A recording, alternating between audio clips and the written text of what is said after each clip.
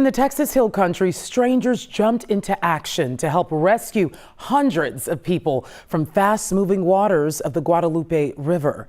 And now, a year later, strangers are stepping up again to help the survivors rebuild. Madison Sawyer has the story.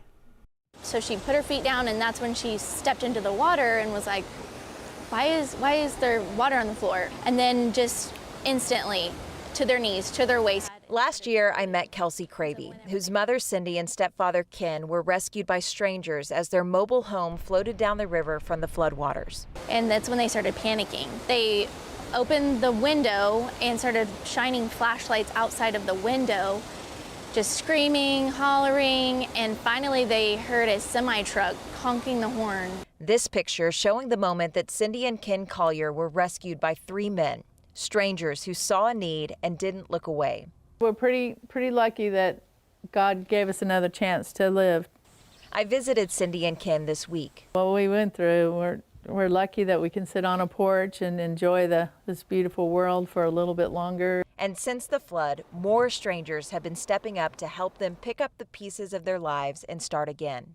Everybody helped us get it, build it, and make it, and everybody just donated and donated and donated so we could get it settled. From their new home to a new truck. It's given to me by some folks I don't even know. They wanted to be anonymous and just took the keys and said, here you go. So that was quite the blessing right there. Dozens of churches, nonprofits, and local businesses. You can go back and look at all the food they've given us. That's been all donated. Helping wherever they could. All my clothes, right down to my socks, are new, you know. And they're all donated too. All donated. All donated. The riverbank of the Guadalupe they once called home, still a source of pain. When I drive through Hunt and Ingram, I cry every time I drive through there, because it's my home.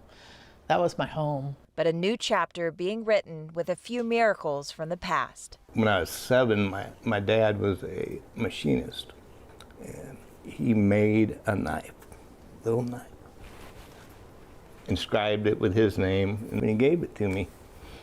And I've kept it all my life.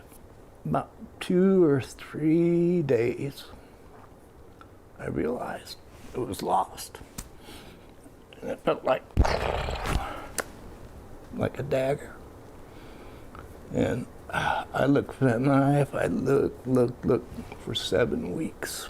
It was the last weekend that we were allowed to go on the property before they were going to demolition what was left of the house. I walk out there, and that knife is sitting on a shelf. I cried like a baby. You know, I was like, thanks, Dad. She used to ask me, what one thing would you want to find? That was it. A special memory found on the banks of the flooded Guadalupe, providing hope and healing as they start a new chapter. People just are very generous, and they come out of the woodwork, and they really help out when people are in need and with the flood. And you know, I don't know if they don't do it anywhere else. They sure did it in Kerrville. Yeah, that was Madison Sawyer reporting. The July 4th disaster touched families across Texas, including many here in the Houston area. Join us for our special Hill Country Floods 1 year later, streaming Friday, July 10th at 5:30 p.m. on the KHO11 app.